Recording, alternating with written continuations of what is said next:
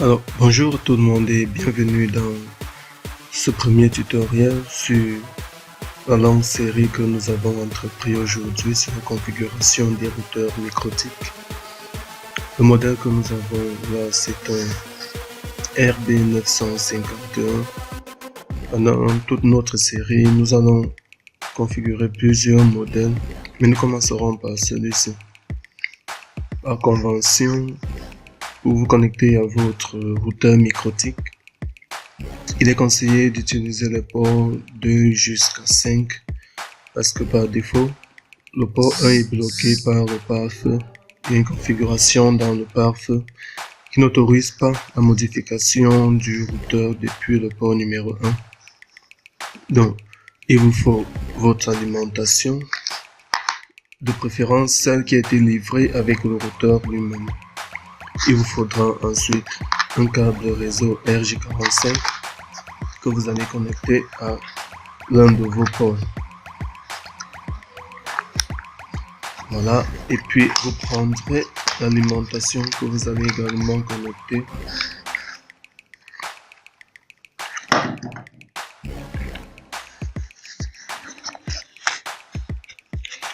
Donc, voilà, votre MikroTik est ferme prêt. Tout ce qu'il vous reste à faire, c'est de l'alimenter.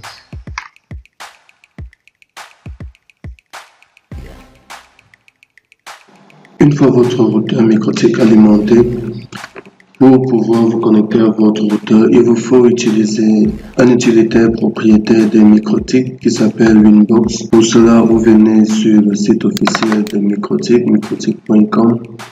Vous venez sur le menu Software. Dans le menu Software, vous allez sur Winbox. Vous téléchargez la version la plus récente de Winbox qui, au moment de l'enregistrement de cette vidéo, est la version 3.18. Une fois le téléchargement achevé, vous lancez l'application. L'application ayant démarré, le routeur MikroTik vous donne la possibilité de vous y connecter de deux manières. Soit par l'adresse MAC de l'interface à laquelle vous avez connecté votre routeur, soit par l'adresse IP. Par défaut, lorsqu'un routeur vient d'être réinitialisé, la plage du réseau local est en 192.168.88.0/24. Nous pouvons vérifier rapidement que nous avons été connectés au routeur MikroTik. Lorsque nous démarrons Winbox et nous venons sur le bouton Neighbors, sur Neighbors, vous voyez très bien que nous avons ici l'adresse de la passerelle locale qui est affichée. Si on clique sur l'adresse IP, elle est directement renseignée dans le champ Connect. Si on clique sur l'adresse MAC, à son tour, elle est également renseignée dans le champ Connect. Donc vous avez ici la possibilité de vous connecter soit par l'adresse MAC, soit par l'adresse IP. Mais de façon générale, je préfère beaucoup plus utiliser l'adresse MAC. Par défaut, l'identifiant est admin et le mot de passe par défaut est un champ vide. Donc une fois ces paramètres renseignés, nous allons nous connecter à notre routeur MikroTik. Afin de nous donner la possibilité de faire notre configuration de base entièrement à notre guise, MikroTik vous propose ici soit de supprimer la configuration par défaut ou alors de l'utiliser telle quelle. Mais pour nous qui voulons apprendre à configurer nos routeurs MikroTik depuis la base, nous allons supprimer la configuration par défaut. La suppression de la configuration par défaut va nous déconnecter pendant quelques instants.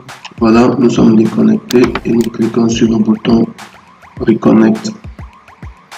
Maintenant que nous sommes reconnectés dans notre routeur, vous verrez qu'il n'y a plus rien du tout comme configuration. Tout a été enlevé, comme vous pouvez le voir ici. De façon standard et une bonne pratique, il est toujours bien d'avoir les logs affichés devant vous. Il suffit d'aller sur le menu latéral ici, cliquer sur log. Il est toujours bien d'avoir les logs affichés devant vous. Au moins vous avez une idée de tout ce qui se passe dans votre routeur pendant que vous êtes en train de travailler. Vous savez déjà certainement que chaque patte ou chaque port d'un routeur est un réseau en soi. Donc, pour vous éviter d'avoir un conflit de duplication d'adresse IP sur plusieurs interfaces, le routeur MikroTik vous donne la possibilité d'utiliser la même adresse sur toutes vos interfaces, soit en créant un bridge local, soit en utilisant un port comme master et en utilisant les autres ports comme un slave de ce port. Mais dans cette première vidéo, nous allons voir comment utiliser un bridge local dans lequel nous allons mettre tous les autres ports. Pour cela, vous allez sur Bridge, vous cliquez sur le bouton plus ici, vous donnez un nom à votre bridge. Ici chez nous, il va s'appeler LAN. Alors, on apply, OK. Une fois nous avons créé notre bridge, nous allons sur l'onglet port pour pouvoir ajouter des interfaces à notre routeur, à notre bridge local. Je viens sur le bouton plus et je choisis les interfaces. Il n'est toujours évidemment pas recommandé de mettre le port 1 vu que nous allons par convention l'utiliser comme notre one. On ne peut donc pas le mettre dans le bridge local qui porte les interfaces LAN de notre routeur. Donc nous commencerons par le port 2, OK. Ensuite, le port 3. Ensuite, le port 4. Je vais d'abord sur le Wi-Fi parce que je suis connecté physiquement au routeur sur le port 5. Et une fois que je l'aurai ajouté dans le bridge, je serai déconnecté encore pendant une fraction de seconde. Voilà, c'est fait. Et on se reconnecte à notre routeur une troisième fois. Une fois que nous avons créé notre bridge local, il est question de l'adresser, c'est-à-dire l'adresse qui sera en fait la passerelle de notre réseau local. Donc on va sur IP, on va sur Addresses. Dans cette boîte de dialogue qui apparaît, on clique sur le bouton plus et on va donner une adresse à notre réseau local 10.254/24 et nous allons la poser sur l'interface LAN que nous venons de créer qui porte tous les ports de notre routeur MikroTik et nous appliquons. Voilà, notre bridge local est créé, il est adressé. La chose suivante, c'est que nous ne voulons pas chaque fois passer machine par machine au bureau ou à la maison pour adresser chaque machine dans le réseau local. Ce que nous allons faire, nous allons créer un DHCP qui va automatiquement distribuer les adresses à mesure que les gens vont se connecter. Pour cela, nous avons un ensemble d'étapes à suivre.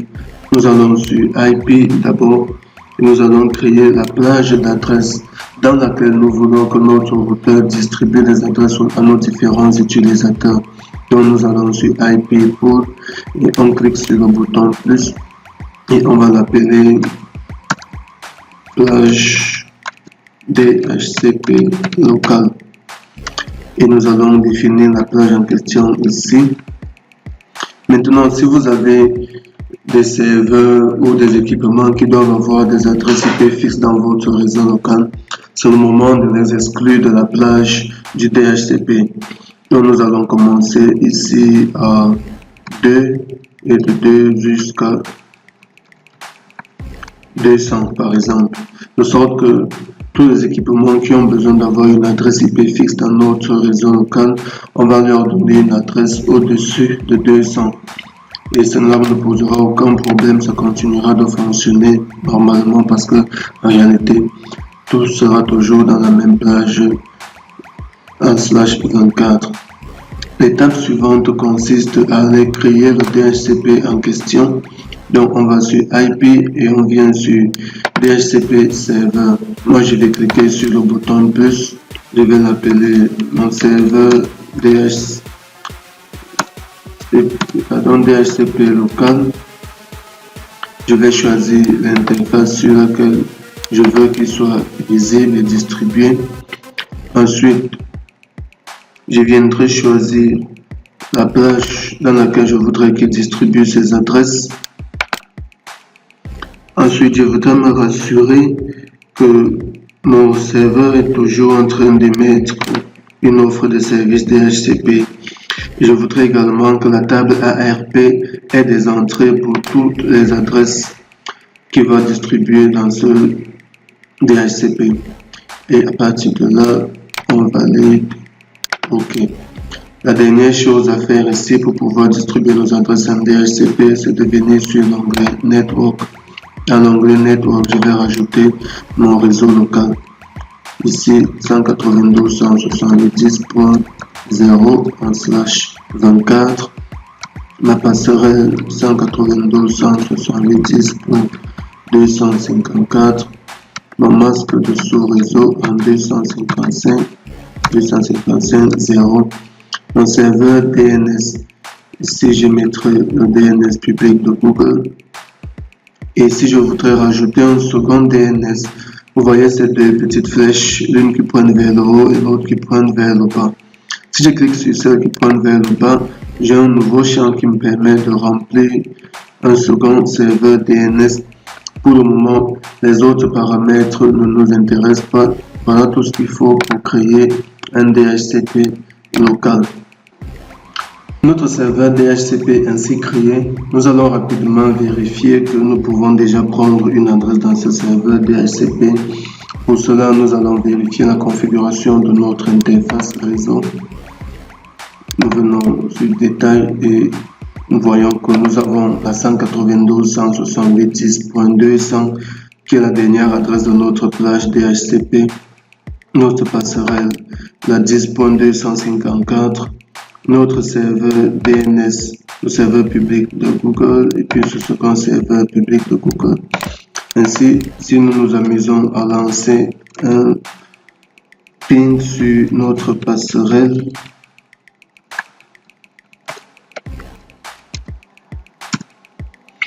vous voyez que nous avons effectivement une connectivité avec notre routeur MikroTik. Nous allons arrêter cette première vidéo ici. Nous aurons vu comment alimenter notre routeur MikroTik quand nous sortons du carton, les ports qu'il est conseillé d'utiliser pour se connecter au routeur, le port 1 qui est conseillé de réserver pour le WAN, comment se connecter à notre routeur MikroTik en utilisant Winbox, soit via l'adresse MAC, soit via l'adresse IP, comment supprimer la configuration par défaut, comment faire que toutes nos interfaces se présentent comme une seule en créant un bridge local.